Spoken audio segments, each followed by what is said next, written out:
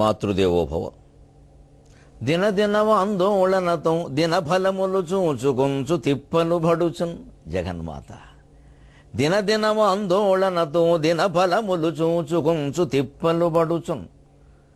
దినకర తాటంకి నిజవు నిను గొల్వని నరుడు నిత్య నిర్భాగ్యుడుగా. దినకర తాటంకి నిజవు నిను గొల్వని నరుడు నిత్య నిర్భాగ్యుడుగా. ఏబిఎన్ ఆంధ్రజ్యోతి ప్రేక్షక మహాశయులందరికీ నవజీవన వేదం అనే కార్యక్రమంలో 950వ భాగానికి స్వాగతం పలుకుతున్నాం. వ్యవసాయంలో స్వార్థం ప్రవేశించి భూమిని ఎలా పాడు చేస్తుందో తెలుసుకుంటున్నాం. అందరి దృష్టి ఒక్కటి, ఆస్తులు మూటలు కట్టుకుంటాయి. అందరి మేలు చూడగల ఎట్టి విశాలత కానరాదయ. ఇందరి భోజనము హరించి దురాశను కొందరెవరో విందుల నారగించుటకు పృథ్విని సాధ్విని కోతబెట్టరే. అందరినీ కష్టపెట్టి కొందరు సుఖపడ్డమే ప్రపంచంలో అన్ని రకాల సమస్యలకి మూలం. దీన్ని అరికట్టడం కోసమే రాజ్యాంగము, ప్రభుత్వము. ఈ అక్రమంగా సంపాదించే వాళ్ళు అవి కూడా కొనేస్తారు, ప్రభుత్వాన్ని కొనేస్తారు. వాళ్ళే ప్రభుత్వం.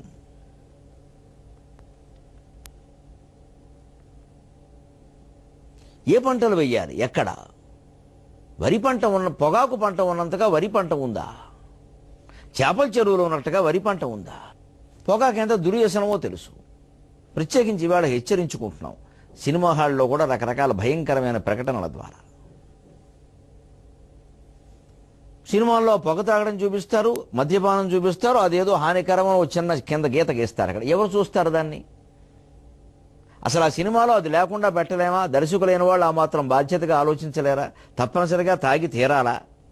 ఒకవేళ అంత తప్పనిసరి అయితే తాగినట్టుగా మరో రకంగా సూచించలేమా? ఇక్కడ సీసాలు పెట్టుకుని ఎదురుగా మీద పోసుకుంటూ తాగుతూ ఉండాలా?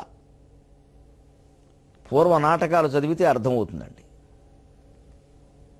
ప్రజలు చెడిపోయేటువంటి వ్యసనాలు ఏవి కూడా, ప్రజల్ని బాధ పెట్టే భయంకర విషయాలు ఏవి కూడా నాటకం వేదిక మీద ప్రదర్శించేవారు కాదు. వాటికి విష్కంభం లాంటివి కొన్ని ఉండేవి మధ్యలో. విష్కంభం అంటారు దాన్ని, ప్రస్తావన అంటారు, ప్రవేశకం అంటారు. రకరకాల పద్ధతులు ఉన్నాయి. ఏవో 2 పాత్రలు వస్తాయి, ఆ మధ్యలో ఆ విషయాలు చెప్పేస్తాయి. ఇప్పటికీ ఆ విష్కంభ ప్రవేశకాలకి పనికొచ్చేవి ప్రధానంగా విదూషక పాత్రలు, హాస్య పాత్రలు, హాస్య నటులు. అందుకే కథలో హాస్య నటుల పాత్ర ఏమి ఉండదండి. మీరు ఏ సినిమా అయినా చూడండి, పెద్దగా మధ్యలో ఏదో కొన్ని సందర్భాల్లో కలుపుతారు వాళ్ళు. ఆ కలిపేటప్పుడు ఈ ప్రయోజనం కోసం కల్పొచ్చే దర్శకుడు ప్రతిభావంతుడే ఆలోచిస్తే, వాళ్ళు ఏమిట్రా అంత డబ్బు ఎలా ఖర్చు అయిపోయిందంటే, నేను రాత్రి తాగి తొందరలు ఆడారు అయిపోక ఏమవుతుంది అంటే అయిపోయాయి. అంతేకాని వాళ్ళు నలుగురు కూర్చొని సీసాలు తీసుకుని బుసబుసలు పొగలు తాగేలా చూపించాలా? ఇలా చూస్తూ ఉంటే పిల్లలు 20 ఏళ్ల వాళ్ళు చూస్తూ ఉంటే, ఇక్కడ పక్కన మాత్రం మద్యపానం హానికరం అంటే ఎవరికి కావాలన్నది? ఆ సీసా కావాలి. కానీ అక్కడ తాగడం చూపించి ఇక్కడ కింద ప్రకటన వేసే బదులు ఈ ప్రకటనే చెప్పచ్చుగా అసలు సీసాలు లేకుండా. ఇది దర్శకుడు ప్రతిభ. చిత్తశుద్ధి ఉంటే, దేశం బాగుండాలనే ఆలోచన ఉంటే సినిమా నిర్మాతలకి, దర్శకులకి తప్పకుండా జరుగుతుంది. అసలు ఆ ధోరణితోనే ఆలోచించరు. విచిత్రంగా సినిమా అంటేనే వ్యాపారం, సినిమా అంటేనే వ్యాపారం. ఎవడు చెప్పాడండి? బుద్ధి లేని మాట. సినిమా ఒక పవిత్రమైన కళ. దాన్ని దేశభక్తికి, దైవభక్తికి, సామాజిక అభ్యుదయానికి వినియోగించవచ్చు. ఇదివరకు వినియోగించారు.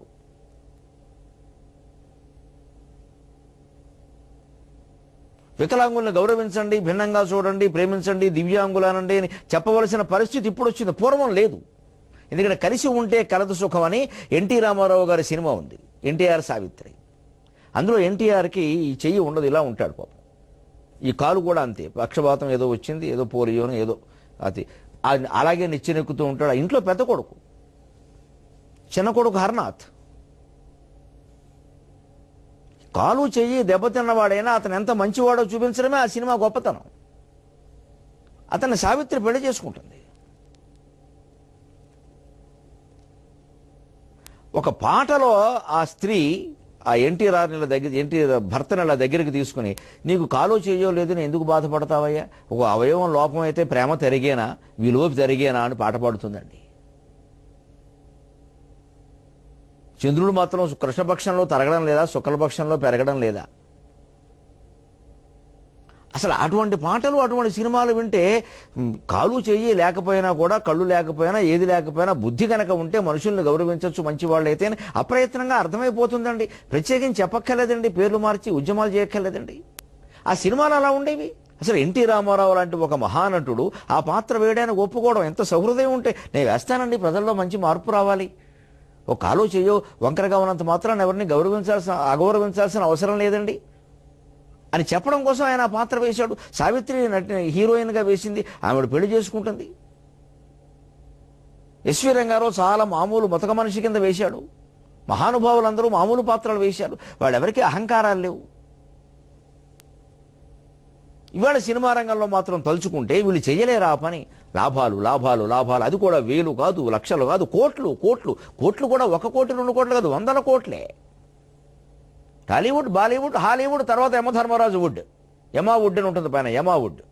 చివరికి అందరూ అక్కడికే, ఇక్కడి నుంచి అక్కడికి వెళ్ళాలి, అక్కడి నుంచి అక్కడికి వెళ్ళాలి, చివరికి యమా వుడ్. ఎందుకంటే యమధర్మరాజు దగ్గరికి వెళ్ళే ముందు వుడ్సే పేరుస్తారు అక్కడ. అంతా వుడ్డేగా, wood bed, the bed of wood. ఆ బెడ్ ఖాయం, ఆ వుడ్ బెడ్. ఈ బెడ్ వుడ్కి వెళ్లే వరకు వీడు టాలీవుడ్ నుంచి కోలీవుడ్, కోలీవుడ్ నుంచి బాలీవుడ్, బాలీవుడ్ నుంచి హాలీవుడ్ వెడుతూనే ఉంటాడు. ఇంకో ఆశలు, దురాశలు, ఇంక మొత్తం అంతా సొమ్ము దాచేయడం, పనులు ఎగ్గొట్టాడు. అతను నాకు భూములు కొని ఆక్రమించడం, 600 కోట్లు వ్యాపారం చేశాడు.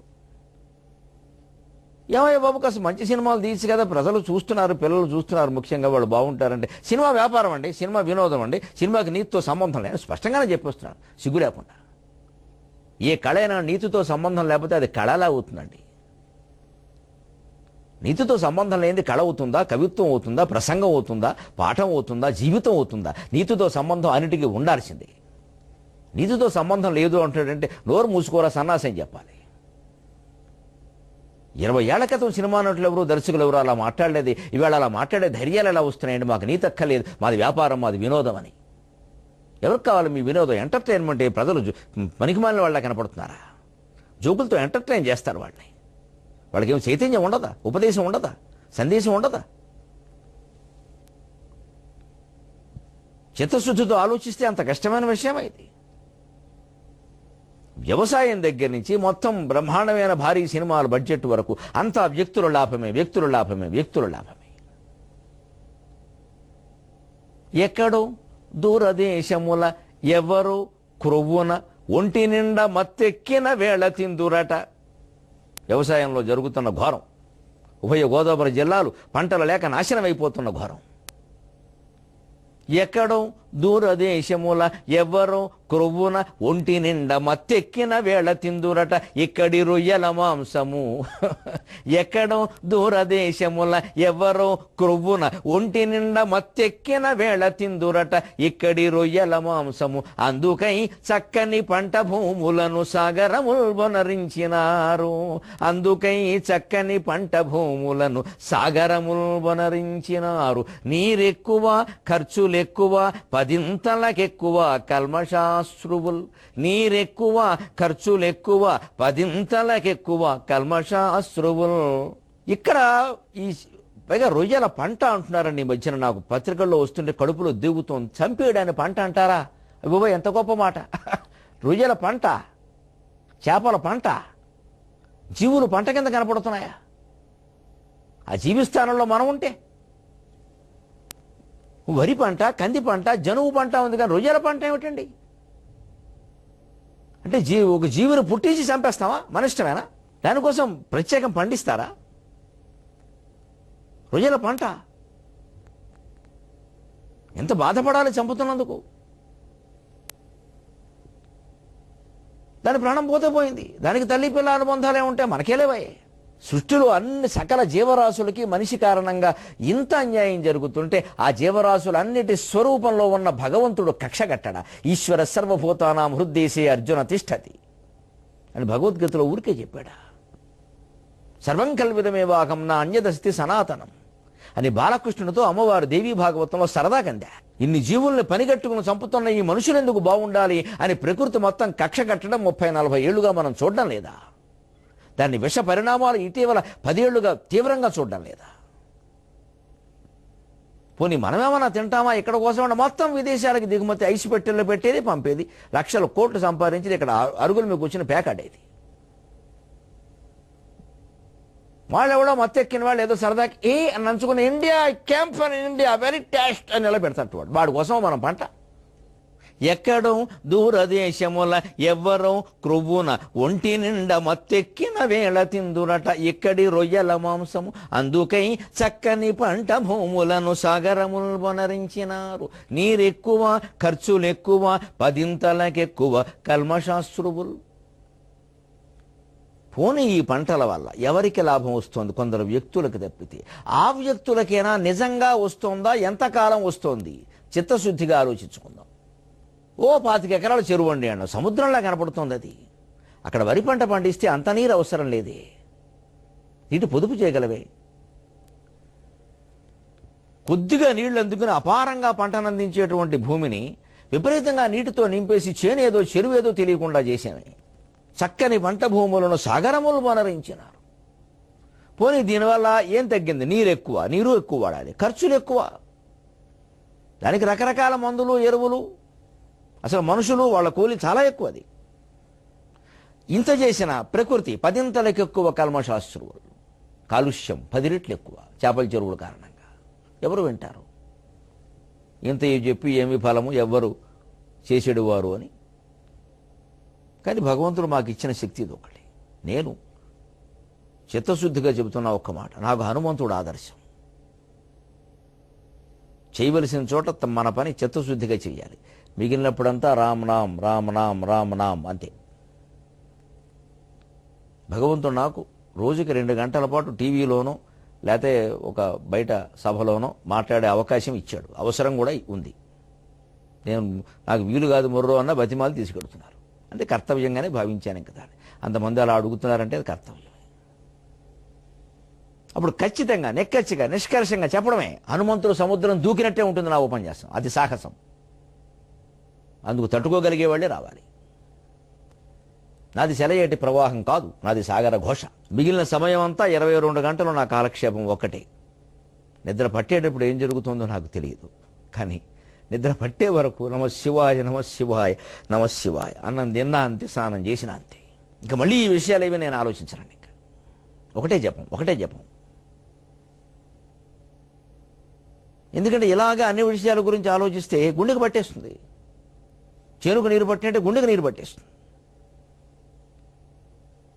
మనకు భగవంతుడు వాక్శక్తి ఇచ్చాడు, అవకాశము ఇచ్చాడు. మన ప్రయత్నం మనం చేద్దాం.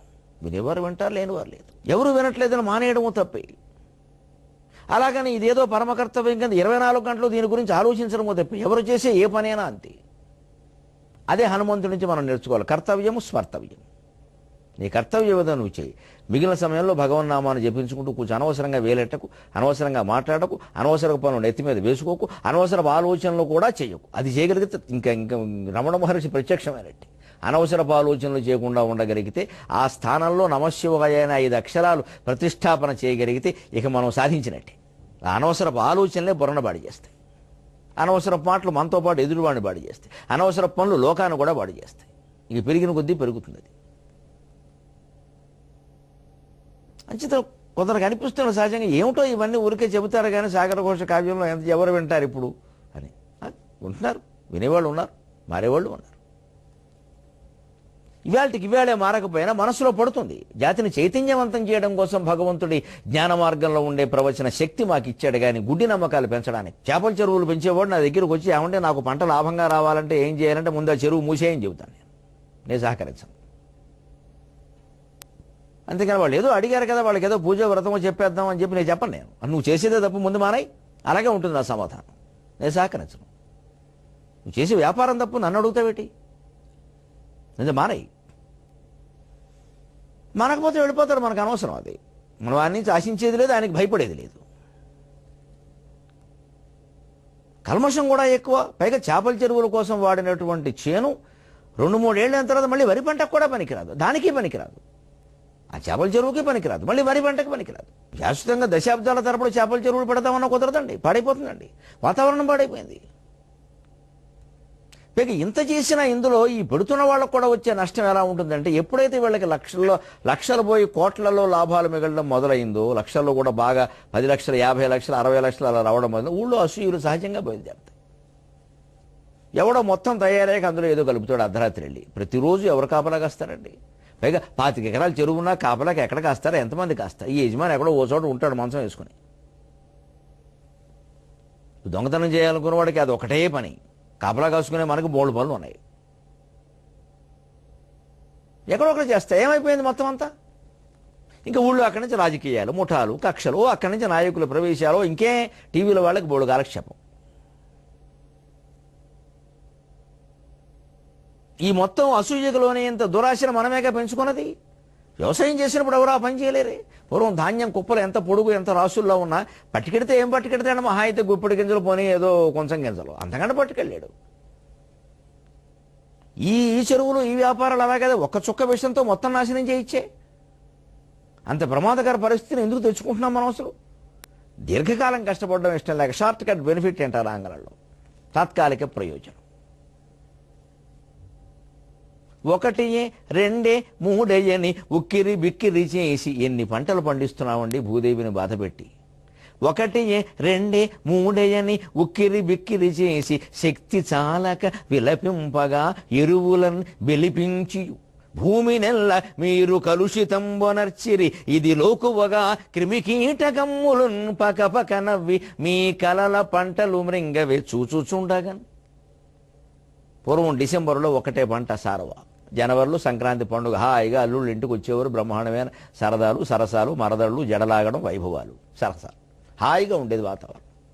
వాళ్ళు ఈ సంపాదనకు ఎంత ప్రాధాన్యం ఇచ్చారో, సరసానికి ఎంత ప్రాధాన్యం ఇచ్చారు, సత్య పోషణకు ఎంత ప్రాధాన్యం ఇచ్చారు, జీవితంలో దేనికి ఎంత ప్రాధాన్యం ఇచ్చారో అంత ప్రాధాన్యం ఇచ్చారు పూర్వం వాళ్ళు. ఇప్పుడు అన్నీ మానేసి మనం సంపాదన మొదలెట్టాం. ఇక్కడ సరసాలు కూడా లేవు వారి దగ్గర. సరసం అయితే ఏం కలిసి వస్తుందనే మాట వస్తుంది, కలిసి రావడం ఎంతసేపు. మరదలు జడట్టుకుని బావగారు లాగితే కలిసి రావడం ఏంటండి? సరసం అంతే ఇది. ఊరుకోండి మీరు, ఏమిటంటే చిన్నపిల్ల అంట. చిన్నపిల్ల ఉందేటి, ఈయన వేరే ఉద్దేశం, ఈయన సరదాగా ఏదో అంటాడు. మీకు పనేం లేదు ఇక్కడ. ఎంత మా చిన్నతనంలో విని ఇలా ఉండాలరా భార్య భర్త. ఆ మరదలండి తల్లికి చెప్తే బావే కదే అని ఆవిడేది. అత్తగారు బావే కదే, అక్కడికి కదా ఆడికి హక్కు ఉన్నట్టు. ఇవి ఎక్కడ కనపడడం లేదండి ఈ మాటలు అసలు. ఈ సరసాల జడెక్కడది ముందు, జడ లేదే, లాగడం ఎక్కడ? అన్నీ ఆగిపోయి సంపాదనే. సరసము లేదు, సత్యము లేదు, స్వధర్మం లేదు, సంపాదనే. 24 గంటల సంపాదనే.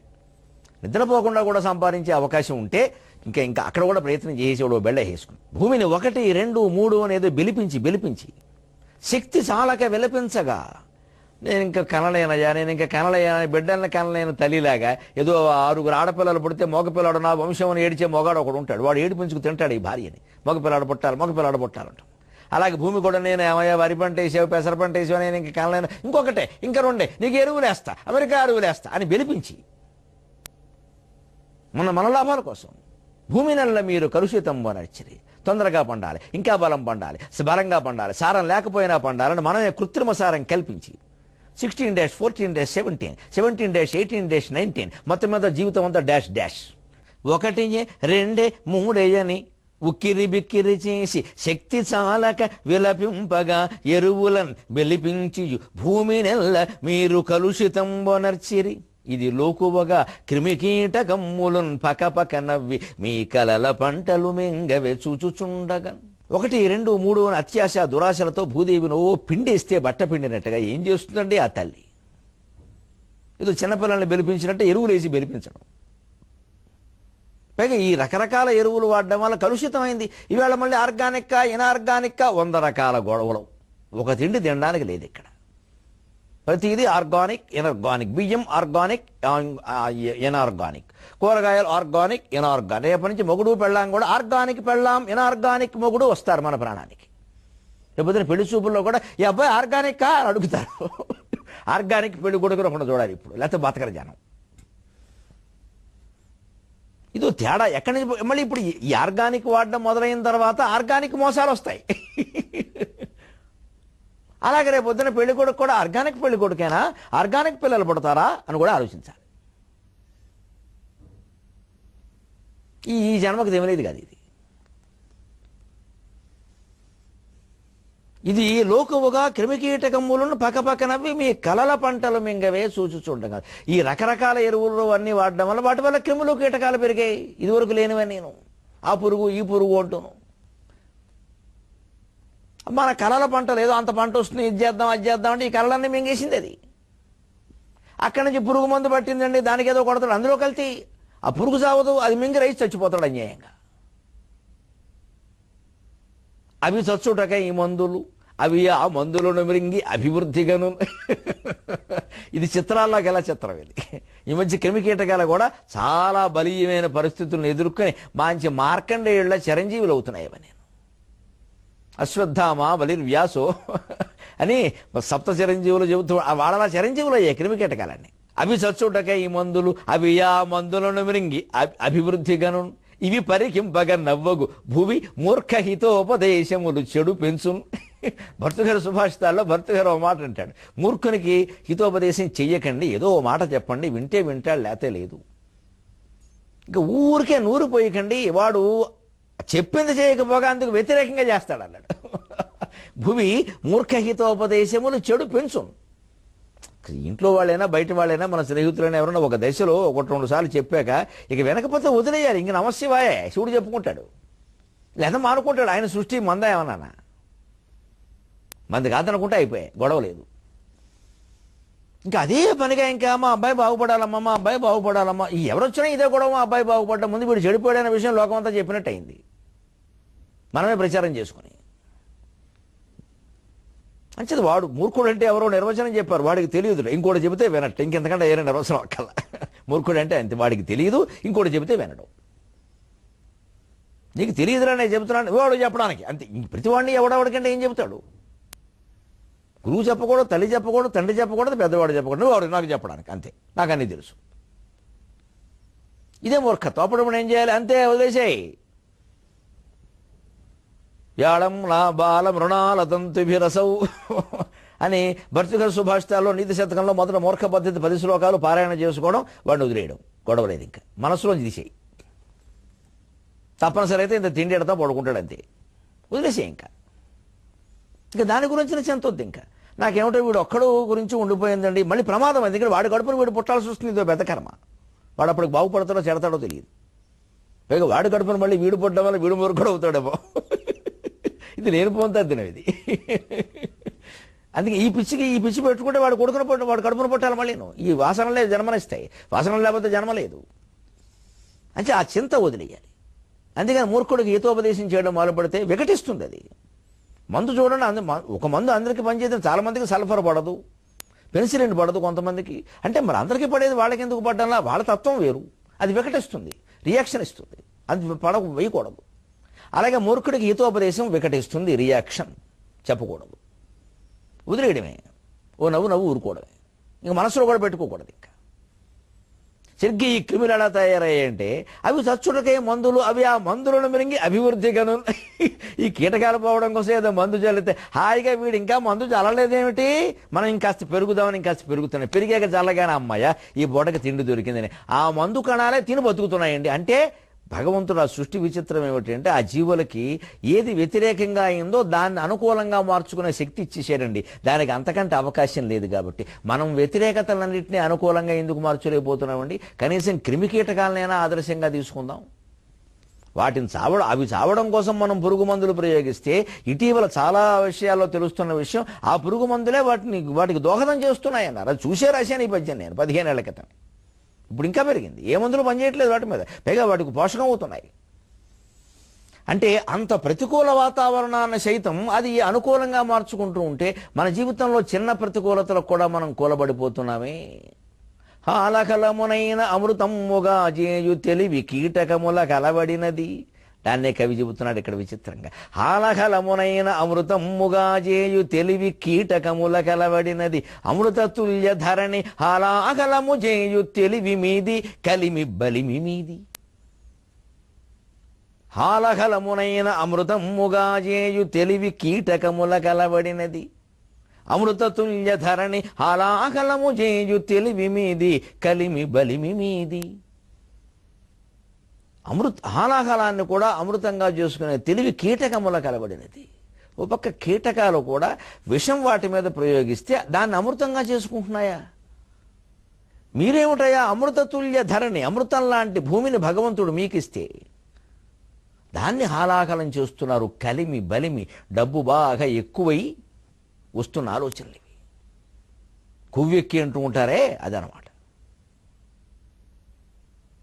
ఏం చేస్తున్నాం, దీని ఫలితం ఏమిటి, దీని ప్రయోజనం ఏమిటి, అసలు ఏం మాట్లాడుతున్నాం, లేకపోతే ఏ పని చేస్తున్నాం, మనస్సులో ఏ ఆలోచన చేస్తున్నాం? మన మాట చేత మనస్సు ఈ మూడు పరిశీలించుకుంటే సరిపోలా ఎవరికి వారు? ముందు కనీసం అనవసరమైన పనులు మానేస్తాం, క్రమంగా అనవసరమైన మాటలు మానేస్తాం, క్రమంగా అనవసరమైన ఆలోచనలు మానేస్తాం. అసలు ఆలోచన మానేస్తే అంతకంటే భగవంతుడు ఏమిటండి? అదే కదండి ఆత్మసాక్షాత్కారం. ఆలోచన అంతం కావడం. హాలాహలాన్ని సైతం అమృతంగా చేసుకుంటున్నాయి కీటకాలు కూడా. అమృతాన్ని మనం హాలాహలం చేస్తున్నాం. ఐశ్వర్య గర్వం, విజ్ఞాన గర్వం. మానవుడికి వేళ పట్టుకున్న గర్వం ఏమిటంటే అసలు ఈ ప్రపంచం నా కోసమే పుట్టింది. అది పిచ్చి ఆలోచన. ఏ శాస్త్ర గ్రంథంలో అలా చెప్పాల. పరిశీలించినా అర్థమైపోతుంది. ఇతర జీవరాశుల సంఖ్యతో పోలిస్తే మన సంఖ్య చాలా తక్కువ. అసలు తుపాకీలు బాంబులు కనిపెట్టబట్టి కానీ ఇవి లేకపోతే ఈ సృష్టిలో ఉండే క్రూర జంతువులు తలుచుకుంటే అప్పడం కింద మింగేస్తాయి ఈ మానవుణ్ణి. 750 కోట్లు కాదు, 7 కోట్లు కూడా ఉండరు భూమండలం మీద. పాము 1000 గుడ్లు పెడుతుందండి, సగం గుడ్లు అదే తినేస్తుందండి. పాము పెట్టిన గుడ్లన్నీ పిల్లలైతే పాములే ఉంటాయండి, మనుషులు ఉండరండి ఇక్కడ. పులులు సింహాలు పెట్టేటువంటి పిల్లులను కనుక పిల్లల్ని కనుక లెక్క చూసి పులి తన పిల్లల్ని ఈయనను పులి అంటారు. మంచి ఆకలి మీద ఉంటుంది. తన పిల్లల్ని తానే తినే లక్షణం ఒకటి పెట్టాడు భగవంతుడు దానికి. అలాంటి లక్షణం లేకపోతే ప్రతి పులి తాను పెట్టిన 5 పిల్లల్ని అలాగే పెంచి పోషిస్తే దేశంలో పులులే ఉంటాయండి. దసరా పుల్లు మనం ఉండవండి ఇక్కడ. ఆ స్థితి రాకుండా చూసుకుందాం. ఇక విత్తనాల వ్యవస్థ ఎంత దారుణంగా తయారైందో, అన్నింటికీ విదేశాల మీద ఆధారపడేటువంటి పరిస్థితిని మనకి అధికారులు ఎలా కల్పిస్తున్నారో, దాంట్లో జరిగే మోసాలు ఏమిటో, సముద్రం దాని గురించి ఏం చెబుతుందో, వ్యవసాయంలో జరుగుతున్న రైతుకు జరుగుతున్న అన్యాయాన్ని గురించి 23:30 గంటల్లో మనం తెలుసుకుందాం. అంతవరకు తెలుగులో మాట్లాడదాం.